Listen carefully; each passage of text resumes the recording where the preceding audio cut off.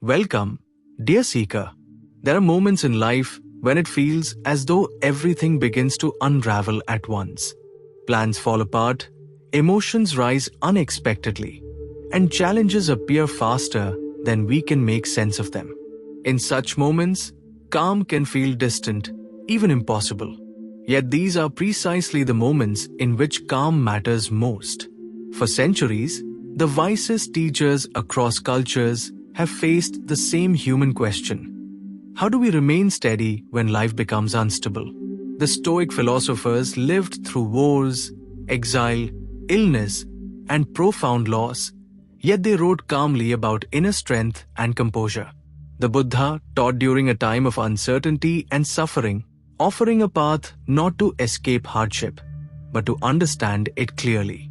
Modern psychology now confirms what these ancient traditions understood intuitively.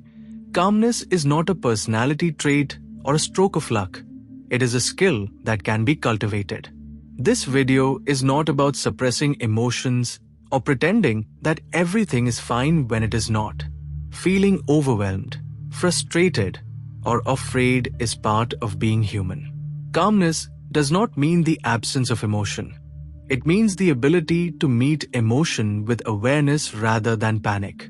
In the moments when everything goes wrong, the mind often races toward worst-case scenarios. The body tightens. Breathing becomes shallow. Thoughts turn harsh and unkind. What we need most in these moments is not immediate solutions, but inner stability. In this video, we will gently explore 6 timeless principles drawn from Stoicism, Buddhism, and modern psychology that can help you remain calm even when circumstances feel chaotic. These teachings are practical, compassionate, and grounded in lived experience. Take a slow breath. You are not failing because life feels difficult. You are learning. Let us begin this journey towards steadiness, one quiet step at a time. Accept what is happening. When everything goes wrong, the first reaction of the mind is often resistance. We argue with reality. We replay what should not have happened. We wish the moment away. Yet both ancient wisdom and modern psychology agree on a simple truth. Resisting reality intensifies suffering, while accepting it restores stability. Marcus Aurelius wrote in Meditations, "Do not demand that things happen as you wish, but wish that they happen as they do." Acceptance does not mean liking what is happening, nor does it mean giving up. It means acknowledging the present moment honestly, without denial or dramatization. When we say quietly and clearly, "This is happening right now," the mind stops fighting shadows and begins to stand on solid ground. The Buddha taught this same principle through mindfulness. In the early discourses, suffering increases not because pain exists, but because we add resistance to it. Fear, anger, and panic often arise not from the situation itself, but from our refusal to accept that the situation is real. Acceptance is the doorway to calm because it ends the internal war. It allows the nervous system to settle and the mind to see clearly. Only then can wise action follow. A simple practice in difficult moments is to pause and name the reality. This is difficult. This is painful. This is unexpected. Naming reality gently removes the urgency to fix or escape it immediately. It creates space. In that space, calm can arise naturally. Acceptance is not weakness. It is courage. It is the strength to face life as it is without running, and to respond from clarity rather than chaos. This is where calm truly begins. Separate what you control from what you don't. Once you have accepted what is happening, the next step toward calm is learning to separate what is within your control from what is not. Much of our anxiety arises because we try to manage outcomes, people, and circumstances that are beyond our reach. Epictetus began the Enchiridion with this timeless teaching. Some things are up to us, and some things are not. This single insight has calmed troubled minds for centuries. When everything goes wrong, The mind attempts to regain control by worrying, predicting, and replaying events. Yet none of these actions actually restore stability. Instead, they exhaust us. What is not within your control includes other people's decisions, the past, unexpected events, timing and outcomes. What is within your control is smaller, but far more powerful. Your breath, your attention, your interpretation of events, your next intentional action. Calm returns when you stop trying to carry the weight of the entire situation and focus only on your part. Marcus Aurelius reminded himself that peace comes from doing what is reasonable and virtuous and releasing the rest. A helpful practice in moments of overwhelm is to ask quietly, what is one thing I can influence right now? Perhaps it is choosing to breathe slowly. Perhaps it is speaking calmly. Perhaps it is resting instead of reacting. Even one small, deliberate action restores a sense of agency. Modern psychology mirrors this wisdom through cognitive boundary setting and stress management techniques. When the mind knows its limits, it relaxes. You do not need to control life to remain calm. You only need to govern yourself. In doing so, you reclaim steadiness even when the world feels uncertain. Slow the body to calm the mind. When everything goes wrong, we often try to calm ourselves by thinking harder, searching for answers, explanations, or reassurance. Yet the Buddha taught, and modern neuroscience confirms, that calm does not begin in thought. It begins in the body. In the Satipatthana Sutta, the Buddha instructed practitioners to start with awareness of the breath. This was not symbolic. He understood that the breath is a direct doorway to the nervous system. When the body is tense, breathing becomes shallow and rapid. When the breath is slowed and softened, the mind naturally follows. In moments of stress, the body enters a fight-or-flight state. Muscles tighten. The heart races. The mind becomes narrow and reactive. Trying to reason your way out of this state often fails because the body has not yet received the signal that it is safe. A simple practice in difficult moments is this. Gently slow your breathing. Inhale through the nose for 4 counts. Exhale slowly for 6 counts. Relax your jaw, shoulders, and hands. Even a minute or 2 of conscious breathing can shift the nervous system toward calm. Modern psychology calls this activating the parasympathetic response. The Buddha simply called it mindfulness. You may also ground yourself by feeling physical sensations, your feet touching the floor, the weight of your body, or the temperature of the air. These sensations anchor attention in the present moment, where calm is possible. Calm is not forced. It is allowed. When the body settles, the mind no longer feels threatened. Clarity returns naturally. By tending gently to the body, you create the conditions for emotional steadiness and wise action. This is not avoidance, it is preparation. A calm body becomes the foundation for a calm mind, especially when everything else feels uncertain. Reframe the meaning of the event. Even after the body begins to calm, the mind may continue to suffer because of the meaning it assigns to events. Stoic philosophy teaches that it is not events themselves that disturb us, but the judgments we form about them. Epictetus stated this clearly. People are disturbed not by things, but by the views they take of them. When everything goes wrong, the mind often creates harsh narratives. This should not be happening. I cannot handle this. This means I have failed. These interpretations intensify distress far more than the situation itself. Reframing does not mean denying difficulty or forcing positivity. It means choosing a more accurate and helpful perspective. Seneca reminded his readers that adversity is not an interruption of life, but a part of it. Similarly, Viktor Frankl, writing in Man's Search for Meaning, observed that even in extreme suffering, human beings retain the freedom to choose how they interpret their experience. Meaning, he taught, is the final human freedom. A helpful practice is to gently ask, what part of this is within my growth?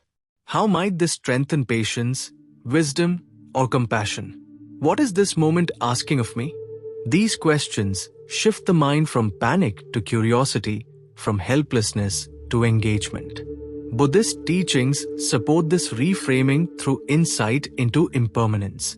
When we see that all conditions change, we no longer interpret difficulty as permanent or defining. This perspective softens fear and restores balance. Calm emerges when events are no longer viewed as personal threats, but as experiences to be understood. When meaning shifts, emotional intensity decreases and steadiness returns. This reframing does not erase pain, but it transforms suffering into understanding and chaos into a teacher rather than an enemy. Respond, don't react when everything goes wrong. Emotions often surge faster than awareness.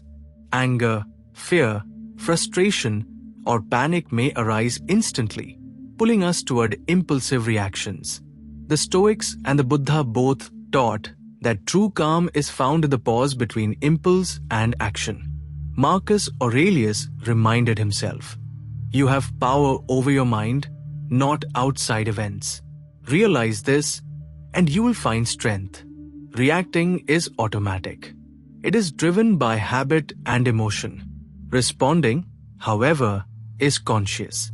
It requires a moment of awareness, a brief pause in which we choose how to act rather than being carried away. The Buddha described this as cultivating mindfulness of mental states. When we notice an emotion arising, this is anger, or this is fear, we create a small but powerful distance between ourselves and the emotion. The emotion is experienced, but it no longer commands us. A simple practice in difficult moments is this. Pause for 3 slow breaths. Silently name the emotion you are feeling.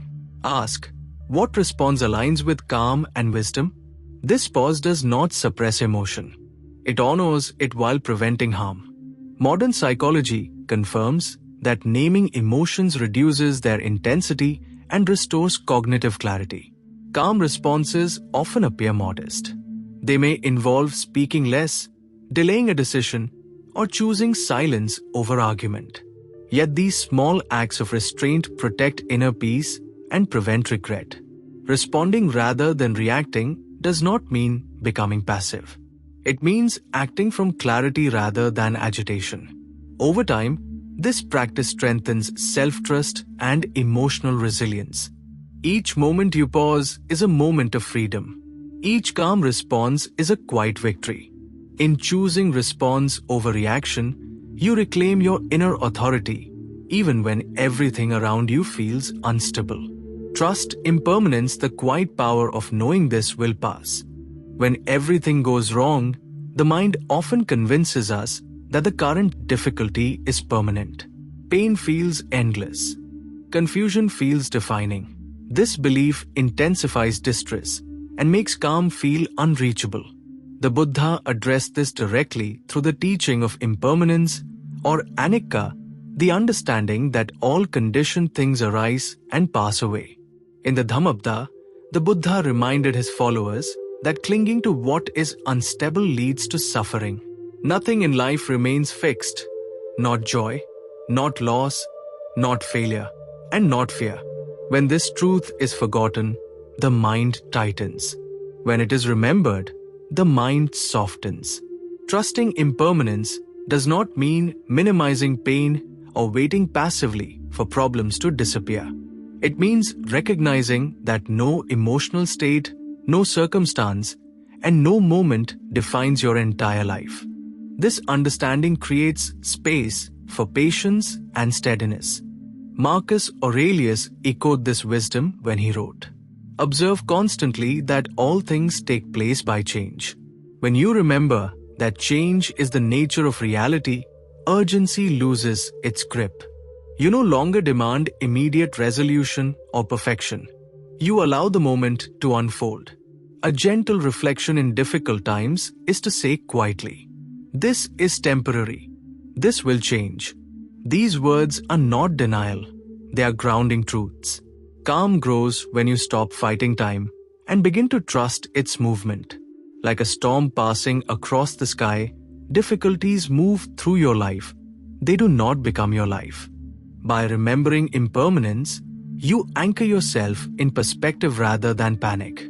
This trust restores dignity, patience, and a quiet confidence even when everything feels uncertain. As we come to the end of this reflection, take a moment to notice where you are. Perhaps nothing around you has changed, yet something within you may already feel steadier. This is the quiet truth the wisest traditions have always taught. Calm does not wait for life to become easy, it arises from how we meet life as it is. The Stoics did not promise comfort. The Buddha did not deny suffering. Yet both offered something far more reliable than certainty or control. They offered inner stability. When everything goes wrong, you still have access to awareness, breath, choice, and understanding. These are not small things. They are the foundations of resilience. You have learned that calm begins with acceptance, grows through clarity about what you can control, and is strengthened by tending to the body and the breath. You have seen how meaning shapes emotion, how responding wisely protects peace, and how remembering impermanence restores perspective. These are not ideas to memorize, but practices to return to again and again. There will be moments when calm feels distant. That does not mean you have failed. It means you are human. Each time you pause, breathe, and choose awareness over panic, you are building a steadier inner home. As you continue forward, remember this gently. You do not need to conquer life to remain calm. You only need to stay present within it. If this reflection supported you, you are warmly invited to like this video, share it with someone who may be struggling, and subscribe for more teachings drawn from timeless wisdom and practical psychology. May you meet future challenges with patience, courage, and compassion for yourself and for others. Thank you for walking this path, even briefly, together.